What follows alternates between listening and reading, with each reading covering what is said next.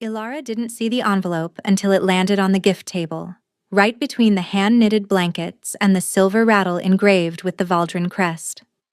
One moment, she was laughing at something Marin said, her hand resting on her swollen belly where her baby had just kicked for the 100th time that day. The next, silence crashed through the great hall like a wave of ice water. She looked up to find her husband standing in the doorway. Theron, Alpha King of Valdrin, the man who had whispered promises against her skin just that morning, who had kissed her forehead and told her he couldn't wait to meet their child, was staring at her like she was a stranger. His dark hair, usually swept back with careless elegance, fell across his forehead in disarray, but it was his eyes that gutted her, iron gray and colder than she'd ever seen them. "Theron?" Ilara's voice came out uncertain. "What's wrong? I thought you were in council until evening." He didn't answer. Instead, he walked toward her with measured steps, each footfall echoing against the stone floor. The guests parted around him like water around a blade. Ilara saw their faces, confusion giving way to fear, and something cold began to uncurl in her stomach. "Open it." Theron stopped 3 feet away from her. His voice was flat, empty of every tender note she'd come to cherish over their 2 years of marriage. Ilara's fingers trembled as she reached for the envelope. The paper was thick, official, stamped with the royal seal she'd seen on treaties and death warrants. She broke the wax with clumsy hands. The words blurred, then sharpened into focus. Dissolution of the mating bond, annulment of marriage, revocation of Luna status. The document slipped from her fingers. "I don't understand." She looked up at him, searching his iron gray eyes for some hint of the man who had held her through her nightmares, who had wept when he first heard their baby's heartbeat. "Theron, what is this?" "It's exactly what it looks like." His jaw tightened, every muscle rigid with barely contained fury. "You have 1 hour to gather your belongings and leave the palace. You will not take anything that belongs to the crown. You will not speak to anyone on your way out. And you will never set foot in Valdrin territory again." Ilara's hand flew to her belly, instinct overriding shock.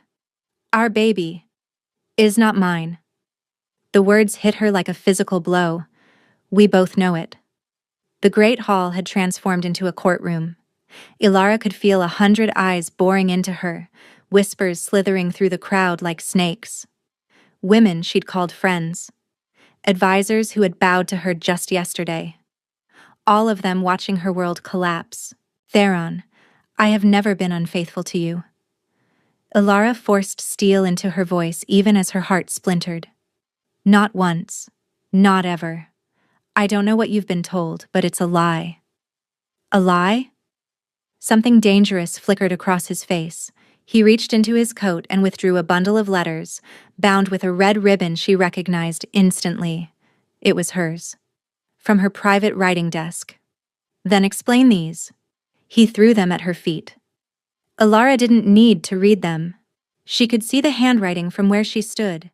Elegant loops that looked almost like hers, but weren't. Love letters. Passionate, explicit, addressed to someone named My Secret Heart, and signed with her initial. "I didn't write those." Her voice cracked. "Theron, look at me. You know my handwriting. You've read 1,000 notes from me. Look closely and you'll see. I've had 3 scribes analyze them." He cut her off, cold as winter steel. "They confirm the match." "Then they're wrong, or they're lying, or someone forged them." Ilara stepped toward him, desperate. "Please, just give me a chance to prove." "You've had 2 years to prove your loyalty." Theron's voice rose, filling the hall with barely contained fury. 2 years of secret meetings and whispered conversations. 2 years of disappearing for hours with no explanation. Did you think I wouldn't notice? Did you think I was that blind? The accusations hit her like arrows, each one more bewildering than the last. Secret meetings? She'd been visiting the healers for her difficult pregnancy, whispered conversations, planning his birthday celebration with Marin. disappearing for hours, an innocent explanation. Ilara's tears, an innocent explanation. Ilara's tears spilled over, hot against her cold cheeks. If you'd just asked me, talked to me instead of what? Giving you time to spin more lies? He laughed, bitter and broken. I trusted you, Ilara. I gave you everything. My heart, my throne, my people. And you repaid me by spreading your legs for another man and trying to pass his bastard off as my heir. A gasp rippled through the crowd. Ilara felt something inside her snap, not break. Snap, like a bone forced past its limit. How dare you? Her voice came out low, shaking with rage. How dare you speak about our child that way? I have loved you faithfully since the day we met. I have bled for this pack, sacrificed for this crown, and endured every cruel whisper from people who thought I wasn't good enough for you. And this is how you repay me? Public humiliation based on forged letters? For one heartbeat, something flickered in Theron's eyes. Doubt. Pain. The ghost of the man she'd married. Then it vanished, locked away behind walls of ice. Take her to her chambers, he ordered the guards. She has 1 hour. The guards flanked her like she was a criminal. Ilara walked through the halls she'd come to call home, past tapestries she'd helped choose, past servants who wouldn't meet her eyes. Her hand never left her belly, as if she could shield her baby from the nightmare unfolding around them. Ilara, wait. The voice made her stumble. She turned to find Lysandra hurrying toward her, silk skirts rustling, golden hair catching the torchlight like a halo. Theron's younger sister, the woman who had welcomed Ilara into the family when no one else would, who had held her hand through the early months of pregnancy and promised to be the best aunt the baby could ask for.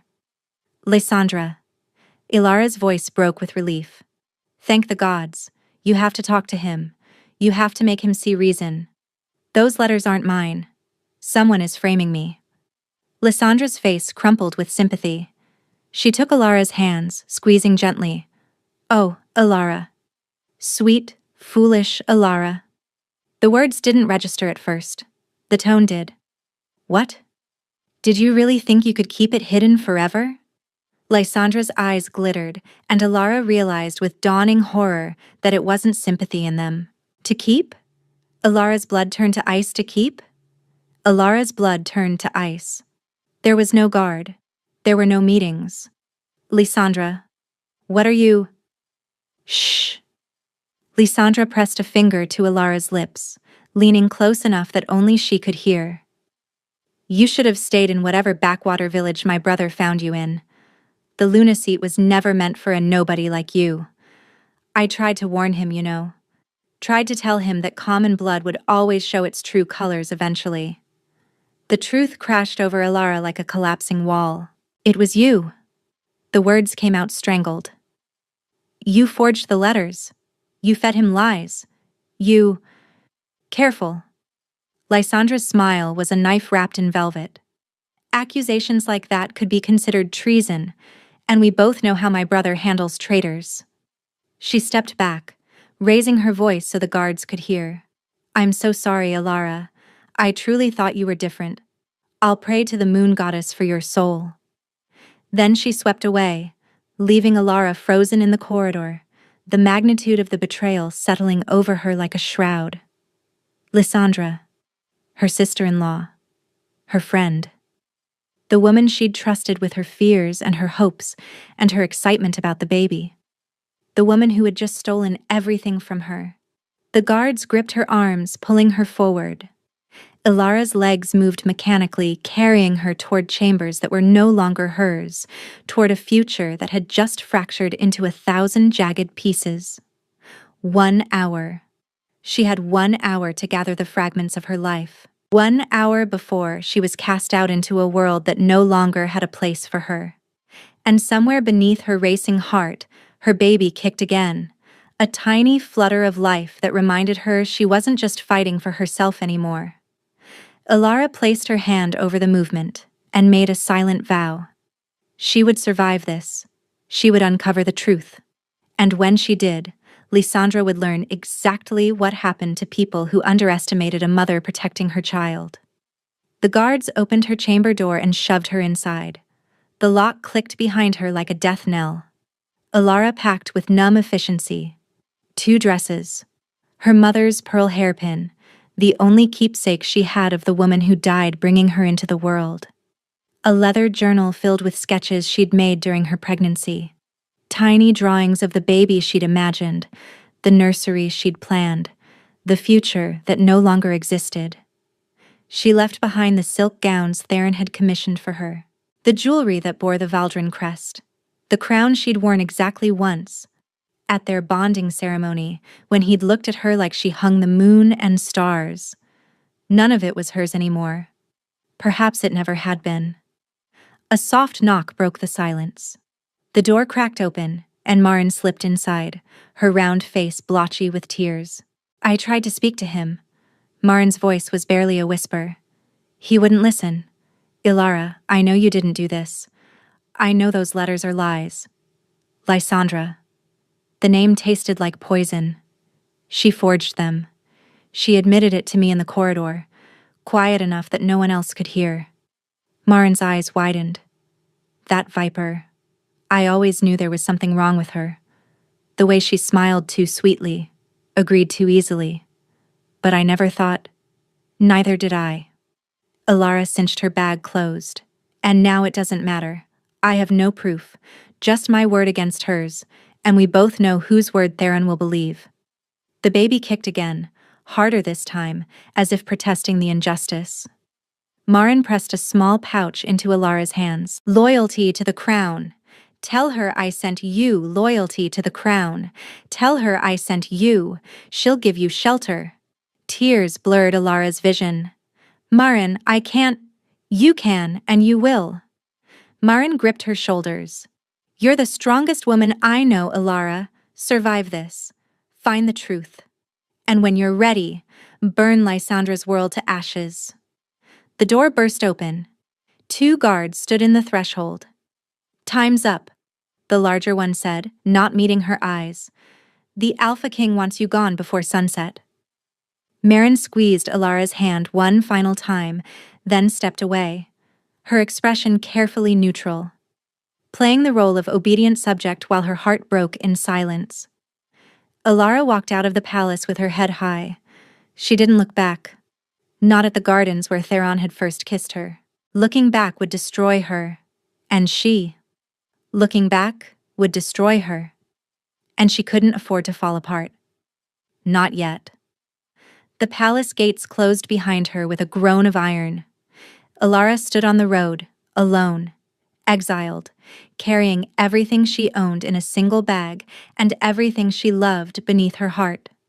The sun was setting, painting the sky in shades of blood and gold. She turned east, toward the mountains, and started walking. The journey took 4 days. Alara traveled on foot for the first day until a farmer's wife took pity on her pregnant form and offered a ride in her cart. She slept in barns and hedgerows, ate sparingly from the food she'd managed to grab before leaving, and tried not to think about the life growing inside her, depending on her to survive. Thornwick was exactly as Marin had described, a village so small it barely qualified as a dot on any map. 50 stone cottages clustered around a single well, sheep grazing on the hillsides, the smell of peat smoke and bread baking. Marin's grandmother was named Orin, a tiny woman with silver hair braided down her back and eyes that missed nothing. So you're the Luna who wasn't. Orin studied Alara from her doorway, taking in the travel-stained dress, the exhausted eyes, the protective hand curved over where the babies rested. Marin's letter arrived by Raven yesterday. Come in before you collapse. The cottage was small but warm, filled with dried herbs and the comforting scent of wood smoke. Orin sat Alara down by the fire, pressed a bowl of stew into her hands, and waited. Alara ate mechanically, barely tasting the food, then told her everything. The baby shower, the divorce papers, the forged letters, Lysandra's whispered confession. When she finished, Orin was quiet for a long moment. Lysandra Valdrin, the old woman finally said. I remember her mother. Same golden hair, same poisoned smile. She tried to have me burned as a witch 40 years ago because I refused to give her a love potion. Oren's lips curved into something sharp. Some bloodlines carry rot through every generation. You know her? I know the type. Oren leaned forward. Tell me, girl, these letters that were supposedly yours, did anyone besides the scribes examine them? Alara frowned. Theron said 3 scribes confirmed the handwriting matched mine. And who appointed those scribes? The question hung in the air. Ilara's mind raced backward. The palace scribes served at the pleasure of the royal family. Their appointments were handled by the Master of Records, who reported directly to the King's Council, which was overseen by Theron's closest advisor, his sister Lysandra. She controls the scribes, Ilara breathed. She could have paid them off, or threatened them, or replaced them entirely. Now you're thinking. Oren's eyes glittered with approval. The question isn't whether you're innocent. You know the answer to that.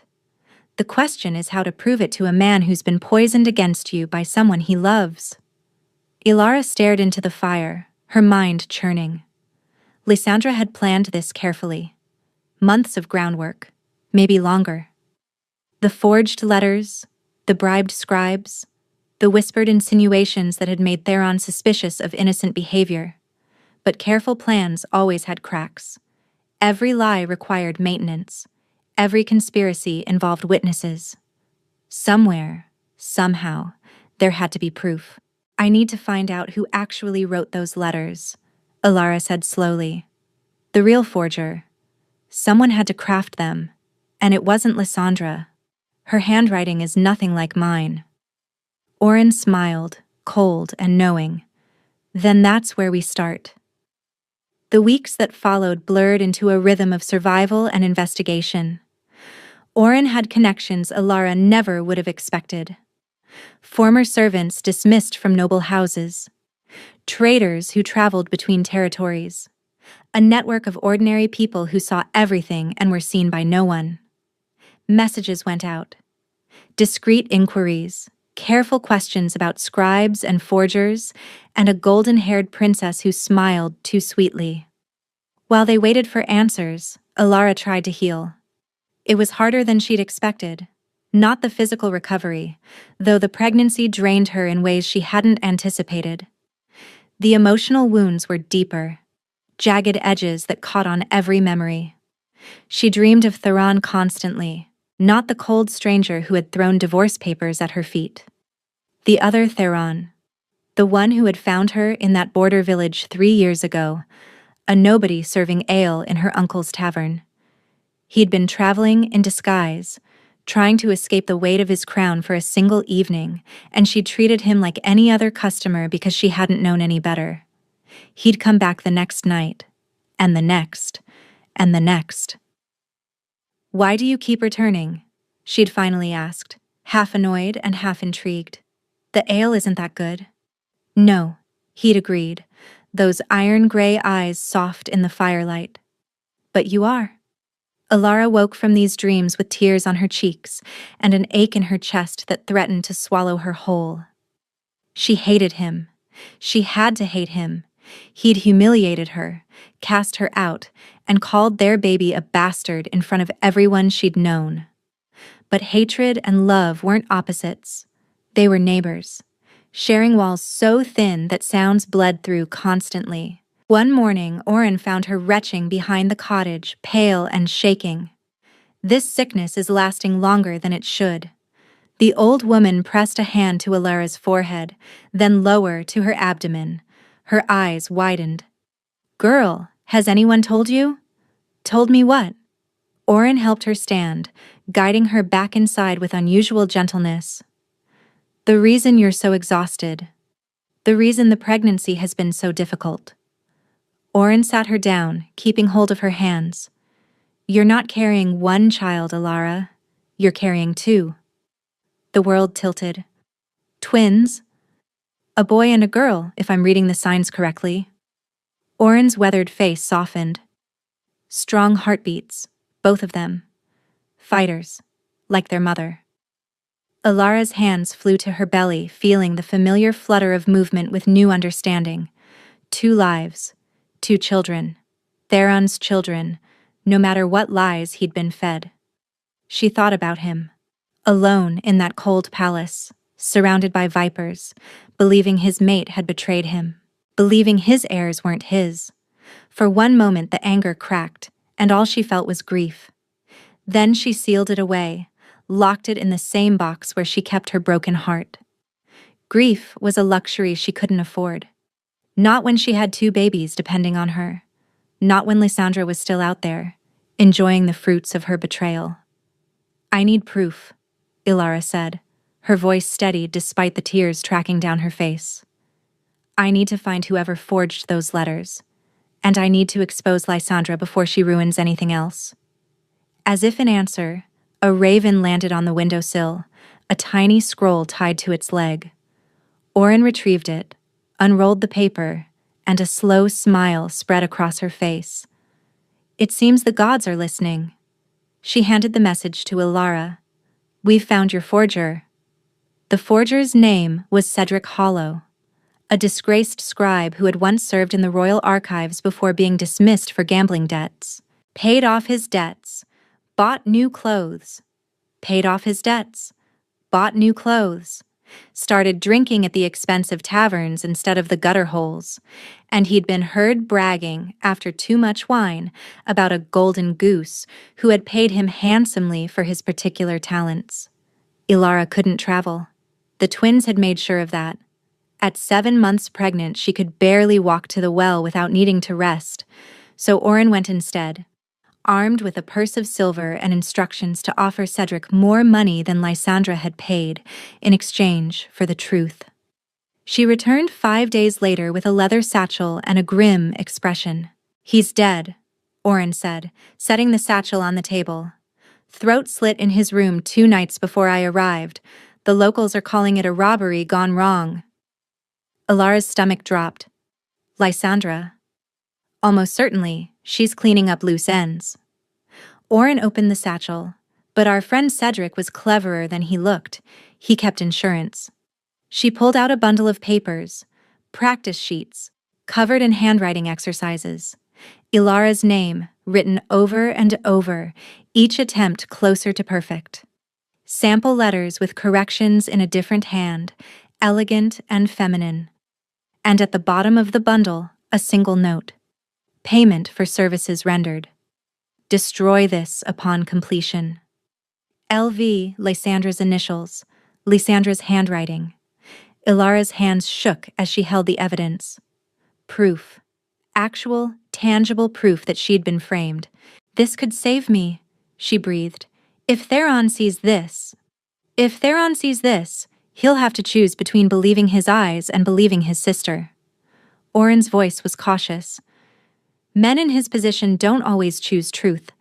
Sometimes pride is louder." "He'll believe it." Ilara clutched the papers like a lifeline. "He has to." But even as she said the words, doubt crept in. The Theron who had loved her would have believed. But the Theron who had thrown divorce papers at her feet, who had called their children bastards, who had looked at her with contempt instead of tenderness.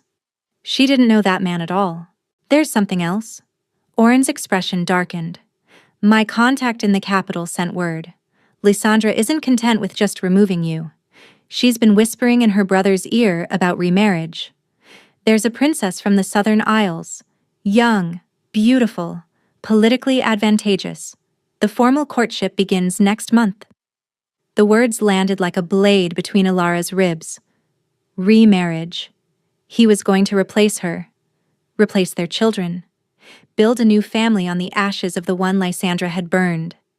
Something hardened inside Ilara, the last soft, hopeful part of her that had imagined Theron discovering the truth on his own, riding to find her, begging forgiveness. That fantasy was dead now. If she wanted justice, she would have to take it herself. "I'm going back." Ilara stood, one hand braced on the table for balance. "I'm going to confront Lysandra publicly. Show everyone what she did and clear my name. You're 7 months pregnant with twins. Oren raised an eyebrow. You can barely stand. Then I'll sit while I destroy her. Alara's jaw set. I won't let her win. I won't let my children grow up believing their mother was a traitor. And I won't let Theron marry some princess while his real mate is living in exile because of his sister's lies. Oren studied her for a long moment. Then, slowly, she smiled. There's the fire I was waiting to see. She began gathering supplies. We'll need to plan this carefully. Lysandra has spies everywhere. If she learns you're coming before you're ready to strike, she'll try to kill me like she killed Cedric. Alara nodded. I know. But she thinks I'm broken. She thinks I'm hiding in some forgotten corner of the kingdom, waiting to give birth in shame. She won't expect me to fight back. Then let's make sure she doesn't see you coming until it's too late. The plan was simple. In 2 weeks, the palace would host the autumn equinox celebration, the largest gathering of the year. Every noble family, every ally, every foreign dignitary would be present, including, according to Oren's sources, the Southern Isles princess who had been selected as Ilara's replacement. Ilara would arrive uninvited. She would present her evidence before the entire court, and she would watch Lysandra's empire of lies crumble in front of everyone who mattered. But simple plans had a way of getting complicated. 3 days before they were scheduled to leave, Ilara woke to the sound of horses. She moved to the window, each step an effort with the weight she carried, and felt her blood turn to ice. 6 riders in Valdrin colors were dismounting in the village square. At their head was a woman Ilara recognized instantly, Seraphine Vance, Lysandra's closest friend and most loyal enforcer. She found us. Ilara's voice came out strangled. Oren, she found us. The old woman was already moving, shoving supplies into a bag with practiced efficiency. The back door. There's a path through the hills that leads to the old mill. You'll be safe there until... A pounding on the front door cut her off. Open in the name of the Alpha King! Seraphine's voice rang out, sharp as breaking glass. We know the exile is inside. Surrender her, or this village burns. Ilara's hands flew to her belly, where her children were kicking as if they could sense the danger. She couldn't run. Not fast enough, not far enough, not carrying this weight. And she couldn't let these people suffer for sheltering her. I'll go out. The words tasted like ash. I won't let them hurt anyone because of me. Don't be a fool. Oren gripped her arm. If Lysandra sent them, it's not to bring you back for trial. It's to make sure you never speak again. The pounding grew louder. Wood splintered. Ilara looked around the tiny cottage, at the herbs drying on the walls, at the fire crackling in the hearth, at the old woman who had given her shelter when she had nothing. Then she looked at the evidence still clutched in her hands, the papers that could save her, the papers that could damn Lysandra, the papers that Seraphine had almost certainly been sent to destroy. The mill, Ilara decided. I'll hide there. But Oren, if they search the village, they won't find anything. Oren's smile was sharp. I've been hiding things from nobles since before Lysandra's mother was born. Now go. Out the back. Don't stop until you reach the water wheel. Ilara hesitated for 1 heartbeat. Then she grabbed her bag, tucked the evidence inside, and ran. Before we continue, please take 2 seconds to like this video and subscribe. The hills were steeper than she remembered. Every step sent pain shooting through her hips, her back, and her swollen ankles. Her lungs burned with exertion. Twice she had to stop, bent double, waiting for the cramping in her belly to ease. Behind her she could hear shouts. Doors being kicked open. Seraphine's voice demanding answers. Ilara kept moving. The old mill appeared through the trees, a crumbling structure straddling a stream that had long since changed course. She ducked inside, pressing herself against the far wall, one hand clamped over her mouth to muffle her breathing. Footsteps crunched outside. Spread out! Seraphine's command was close, too close. She can't have gone far, not in her condition.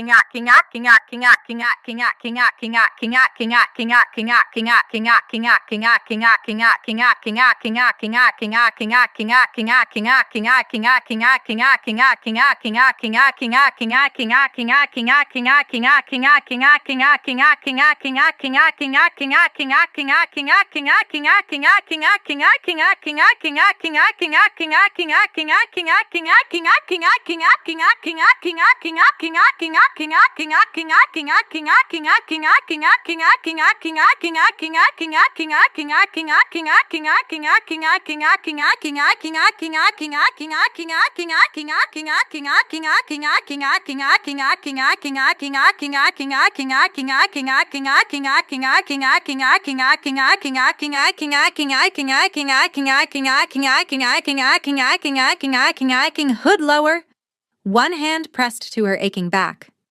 In a few hours, everything would change.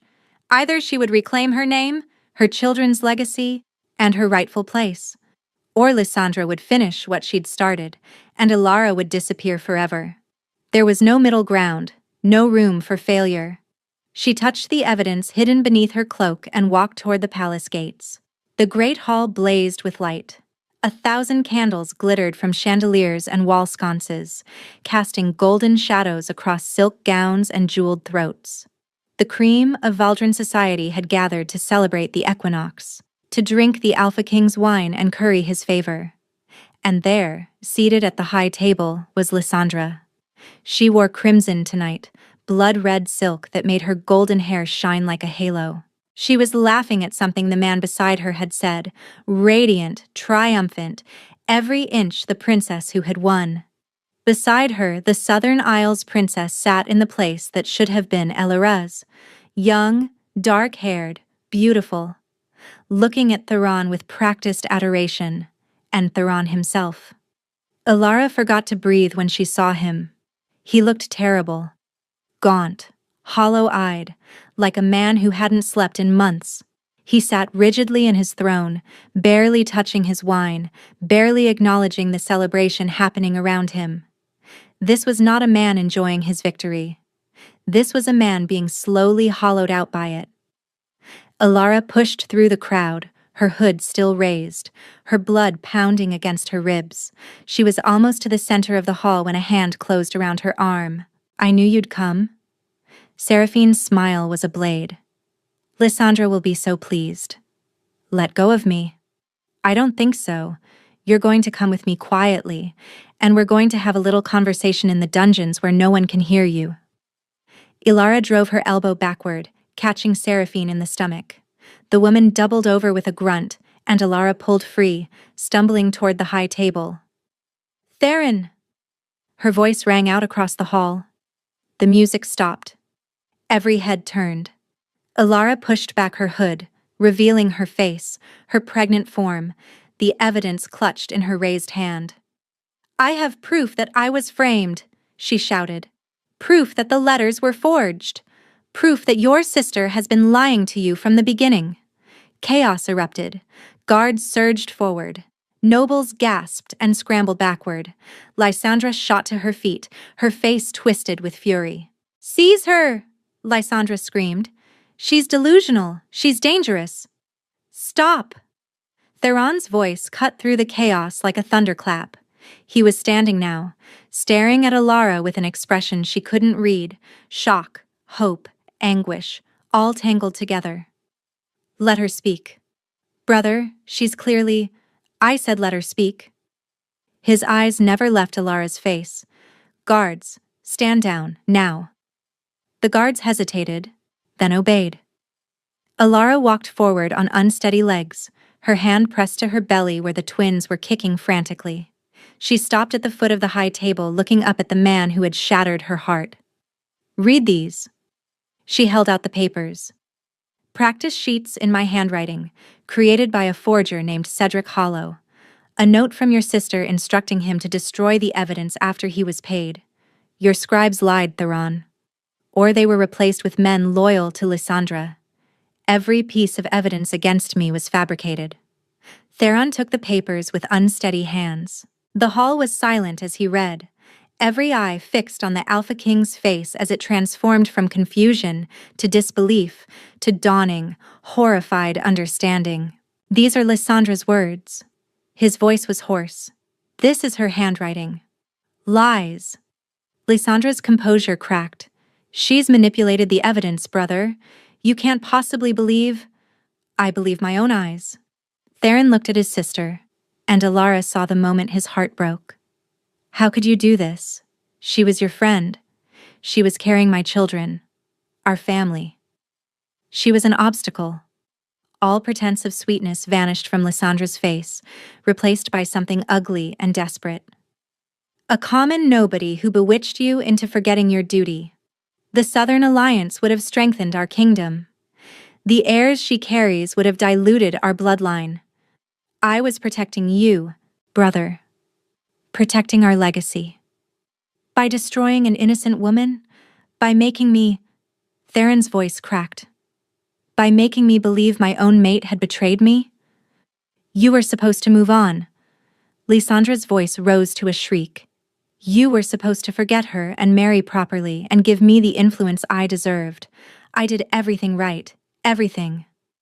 The confession hung in the air, heard by every noble, every servant, every foreign dignitary. Lysandra seemed to realize her mistake a moment too late. Her face went pale. "Guards." Theron's voice was ice. "Take my sister to the tower. She will await trial for treason, conspiracy, and attempted murder." "You can't do this!" Lysandra struggled as the guards gripped her arms. "I'm your blood, Theron. Your only family." "No." Theron's eyes were hollow. "You stopped being my family the moment you betrayed my mate." Lysandra was dragged from the hall, her screams echoing off the stone walls until they faded into silence. Then Theron turned to Ilara. The great hall had emptied. Nobles had fled to gossip. Servants had scurried to spread the news.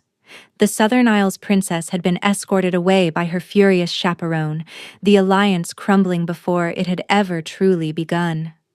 Only Ilara and Theron remained, standing on opposite sides of a gulf that felt insurmountable. "Ilara." His voice broke on her name. "I don't know where to begin." "Don't." She held up a hand, surprised by how steady it was. "Don't apologize yet.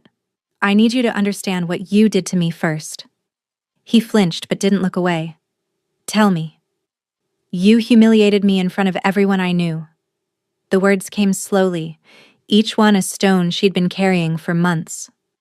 You called our children bastards. You threw me out with nothing, no money, no protection, no explanation beyond your sister's lies. I nearly died, Theron. Twice. Once from exhaustion on the road. Once when Lysandra sent soldiers to kill me. His face went gray. She what? 3 days ago. A woman named Seraphine led a squad to the village where I was hiding. They had orders to make sure I never spoke again. Ilara's hand pressed against her belly. I've been running for my life while you sat in this palace believing every poisoned word your sister fed you. I didn't know. The words came out strangled.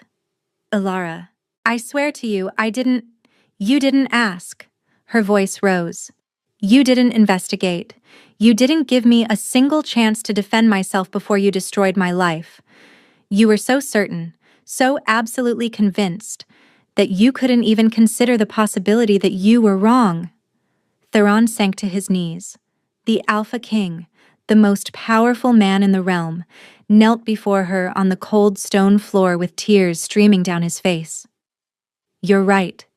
His voice was barely a whisper. I failed you in every way that mattered. I let my fear and my pride convince me that the woman I loved, the woman who had never given me a single reason to doubt her, had somehow betrayed me. And when I should have fought for you, I threw you away. He reached for her hand, then stopped, as if afraid she would recoil from his touch.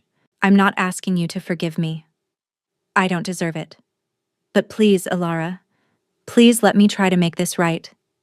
Let me spend the rest of my life earning back what I destroyed. Let me be a father to our children. Let me... Stop. Ilara's voice was quiet but firm. Get up, Theron. He rose slowly, his eyes red, his face ravaged. I spent months dreaming about this moment. Ilara stepped closer, close enough to see the pulse racing in his throat. Imagining what I would say when you finally realized the truth. Sometimes I fantasized about rejecting you completely, walking away and never looking back, making you feel a fraction of the pain you caused me. Hope and despair warred in his expression. But I also dreamed about the man I married. Her voice softened despite herself.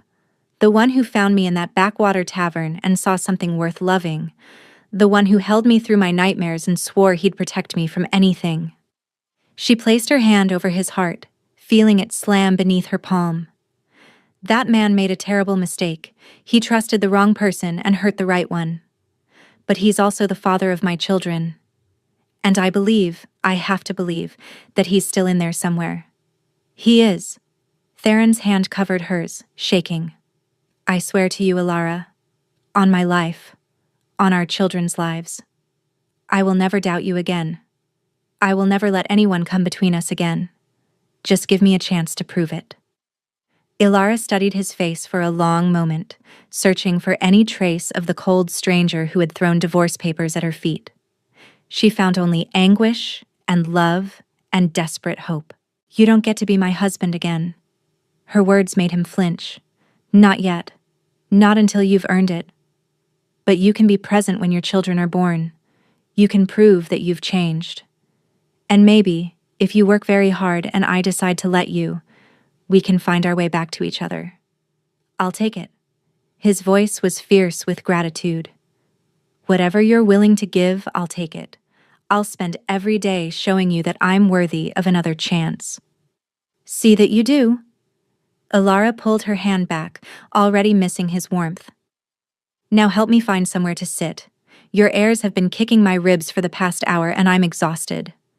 A broken laugh escaped him. Of course. Anything. Everything. He offered his arm, and after a moment's hesitation, she took it. They walked out of the great hall together, not as husband and wife, not as Alpha and Luna, but as two people taking the first fragile steps toward healing. It was enough. For now. The twins arrived 3 weeks later on a night when the moon hung full and heavy over the mountains. Theron was there, as he'd promised. He held Ilara's hand through every contraction, wiped the sweat from her brow, whispered encouragement when she screamed that she couldn't do this anymore. And when the first cry pierced the air, followed moments later by the second, he wept openly, without shame. A boy and a girl. The midwife placed the babies in Ilara's arms, tiny, red-faced, perfect. Strong lungs on both of them. Ilara looked down at her children, at the dark hair they'd inherited from their father and the stubborn set of their jaws that was entirely her own. "Ronan," she said softly, touching the boy's cheek. "And Lyra." Theron knelt beside the bed, his eyes never leaving the three of them. "They're beautiful." His voice was rough with emotion. "You're beautiful. All of you. They have your eyes." Ilara traced the curve of Lyra's ear. "Poor things." A surprised laugh burst from him. "Did you just insult me while holding our newborn children? Someone has to keep you humble." But she was smiling, really smiling, for the first time in months. The seasons changed. Lysandra's trial was swift and merciless. The evidence was overwhelming, her own words condemning her before the council. She was stripped of her title, her lands, her name. Exiled to a fortress on the frozen northern border, where she would spend the rest of her days in comfortable but absolute isolation. Theron had wanted execution. Ilara had asked for mercy, not for Lysandra's sake, but because she refused to let her children grow up knowing their father had killed their aunt. He'd agreed because he'd promised to give her anything she asked for, and because he was learning, slowly, that strength and mercy weren't opposites. The courting began tentatively. Small gestures, meaningful ones. Theron learned what flowers she loved and filled her chambers with them. He remembered every food she'd craved during pregnancy and made sure the kitchens always had it ready. He took the night feedings without complaint, walking the halls with Ronan or Lyra pressed against his chest, singing off-key lullabies until they settled. And he listened. Every time Ilara spoke about her pain, her fear, the nightmares that still sometimes woke her, he listened without defending himself, without making excuses. "I was so angry," she told him one evening, watching the sunset from their balcony while the twins slept in the nursery. "For months, all I felt was rage. At you, at Lysandra, at myself for trusting either of you. And now?" Ilara considered the question. "Now I feel tired, hopeful, scared, and something else I'm not quite ready to name." Theron didn't push. He just stood beside her, close enough to touch but not touching, giving her space to find her own way. "Ask me," Ilara said suddenly. He turned to look at her. "Ask you what?" "The question you've been wanting to ask for months. The one you've been holding back because you're afraid of my answer." His breath caught. "Ilara." "Ask me, Theron." He faced her fully, his iron-gray eyes blazing with terrified hope. "Will you be my wife again?" The words came out unsteady. "My Luna. My partner. My mate in truth. Not just in name. I know I don't deserve it. I know I broke everything between us. But I love you, Ilara. I never stopped loving you, even when I was too blind to see the truth. And if you'll have me, I swear I'll spend every remaining day of my life proving that I'm worthy of your trust." Ilara looked at him, this man who had fractured her heart, and then painstakingly gathered every fragment. She thought about the months of pain, the exile, the fear, the moment in that great hall when she'd believed she might never see her children born, and she thought about the months that came after. The gentle hands changing diapers at 3 in the morning, the whispered apologies she'd overheard him offering to the twins, promising them he would be a better father than he'd been a husband. The way he looked at her across crowded rooms like she was the only person who existed. People could change. As equals, as partners, no secrets, no. As equals, as partners, no secrets, no assumptions, no letting anyone come between us ever again. "Agreed," his voice broke. "Anything, everything." Alara reached up and cupped his face in her hands. Then kiss me, husband. Theron kissed her like a man who'd been drowning and finally found air. Deep, desperate, reverent. His arms wrapped around her, pulling her close, and she felt the bond between them flare bright. Not a chain, but a bridge, connecting them in ways that went beyond words. When they finally broke apart, both breathless, Alara pressed her forehead to his. Don't ever make me regret this. Never. The word was a vow. I swear on everything I am. Never again.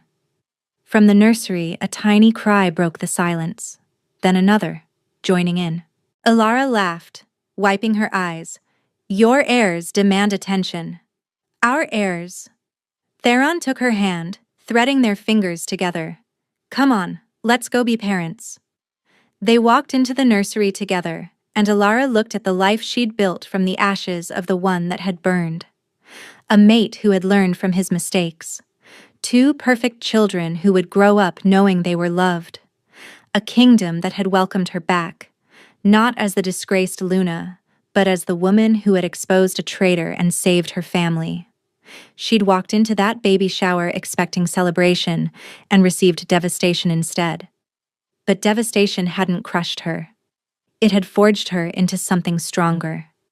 And now, standing in the moonlight with her family around her, Alara finally understood what Oren had told her during those long months of hiding.